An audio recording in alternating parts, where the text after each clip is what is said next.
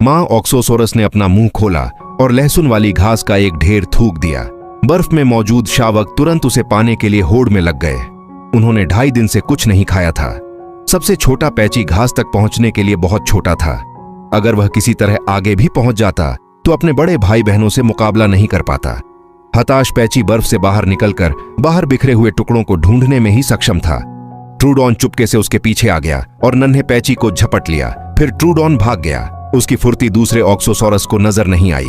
अगर ट्रूडॉन जंगल में भाग सकता तो वह अपने शिकार का आनंद ले सकता था, लेकिन इस महत्वपूर्ण क्षण में पैची का पिता 7 टन से ज्यादा वजन वाला एक विशालकाय जीव और पूरे ऑक्सोसॉरस झुंड का सबसे ताकतवर नेता वहां पहुंच गया। अपने शिकार की दुर्जेय शक्ति को जानते हुए ट्रूडॉन ने अपने शिकार को दूर फेंक दिया, जिससे पैची जंगल में गिर गया और ट्रूडॉन बच निकलने में कामयाब रहा। चाउक्स से पहली बार बाहर निकलकर युवा पैची को आश्चर्य हुआ। एक विशालकाय जीव को गुजरते देखकर उसने उसे अपना पिता समझ लिया।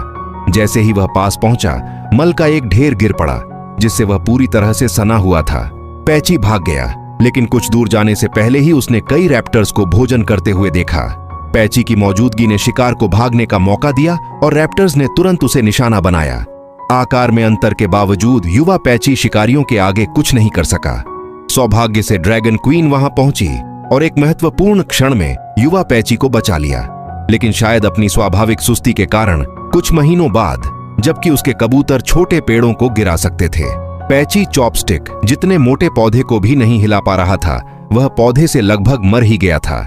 एक ऐसा दृश्य जिसने पैची के परिवार को असहाय बना दिया। सौभाग्य से अन्य ओपिस्थोडोंट्स में परिवार की गहरी भावना थी और उन्होंने पैची को नहीं छोड़ा। ठंडी हवा के आगमन के साथ ओपिस्थोडोंट्स ने अपना वार्षिक प्रवास शुरू कर दिया।